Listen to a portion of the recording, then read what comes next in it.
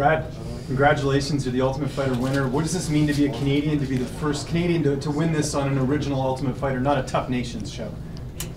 It means a lot. You know, fighters are selfish. We do it usually for ourselves. But anybody else you can represent and kind of do it for is just bonus. So to me, to be the first Canadian to win the regular season is huge. John Katona also, he's been wanting it for a long time. You know, and knowing that the Ultimate Fighter might come to a close soon, you know, it meant a lot to win the trophy and bring it back. What was going through your head when you got your hand raised just a couple hours ago? Just pure bliss. You know, it wasn't. I knew. You know, I was the winner at that point. I was going for that finish. I really wanted to finish, but I knew going in there, and I said it in all the interviews. Jay is one tough man. You know, there's no quitting him. He, at any point, if I would have lost the back in that third round, he would have been back on his feet trying to swing for the finish. You know, he just has the will of a winner, and you know, it's just important for me to stay sharp. And at that point, you know, after that third bell, I knew that was it. Is there anything about Jay that surprised you in the fight?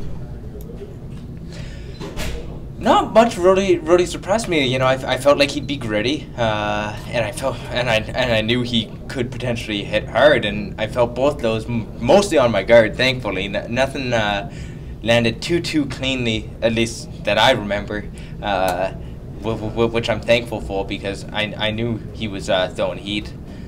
He did add constant pressure. I was surprised I couldn't back him up. Looking back on it, he applied just a lot of pressure, and I just had to keep on sticking and moving. Good thing my conditioning was on point. You see some ice on your foot. How is the foot right now? Anything you can tell us? The foot's fine. It's just going to be swollen. Decided to boot him right in the knee. Wasn't a good idea looking back on it. Maybe I should stop doing that, because after the Bryce Mitchell fight, after the Kyler Phillips fight, same thing. I was icing up my legs after, but you know, this time it looked like it didn't hurt him when I kicked him in the knee, but I decided to do it again. And at that point, it was like, okay, enough of that. I'll need to ice it for a little bit, but it's all good besides that. What did John Katona say to you after you won? Trying to think. It all just happened so fast. You know, he was certainly proud, which means a lot, especially in my first fight out of SBG to get the victory and get a prize that he's been wanting meant a lot. I believe he called me the Ultimate Fighter undefeated winner, which feels pretty good. You know, it definitely feels pretty good. Where's the trophy going to go then? Are you going to keep it in SBG, or are you going to take it out? I'm not sure. I'm not sure he's going to win that fight. My parents are, or John, you know, there's 2 against 1 there, and even though he's BJJ black belt, you know, you get an angry mom coming at you. You know, it's going to be hard to pry it away from her. We'll see. I wouldn't mind putting it in the gym. Just coming in every day and seeing it would be quite special. This is the featherweight, I guess, competition trophy, but you normally fight bantamweight. Is that where you're going to be heading back to next? I feel like bantamweight's the size where I'm most optimized for. You know, I wouldn't be that much smaller than my opponents. Now these featherweight camps, they're fun. You know, I get to eat since the show. I've been able to eat pretty much as I want, eat to perform, and that's a lot of fun.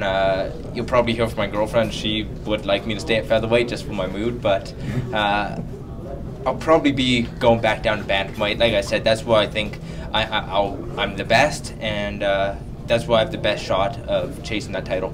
You mentioned your girlfriend. She's fighting next week for King of the Cage. Have you talked to her yet since you won tonight? Yes, I talked to her. She was the first person I called, answered a couple text messages, but besides that, I called her right away, and you know what?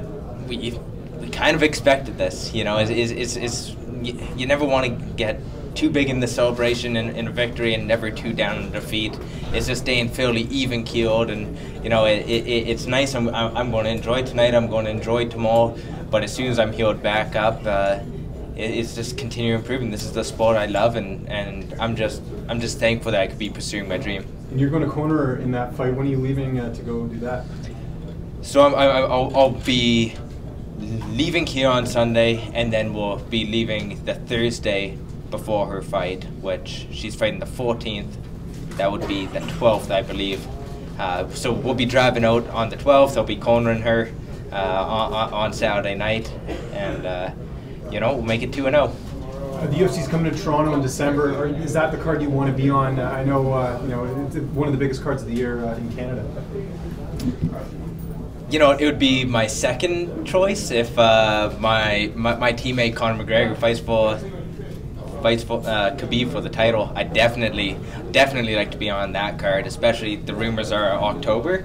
I'd love to be going then. I'm fairly healthy, so the plan would be just go back, continue. I did 12 weeks for this. I don't want to throw all that conditioning away. I want to build off it. So if I could compete again around then, that would be great. If that doesn't work out, fighting in Toronto would be amazing. Good. Thank you. Thank you, guys. Thank you very much. Okay.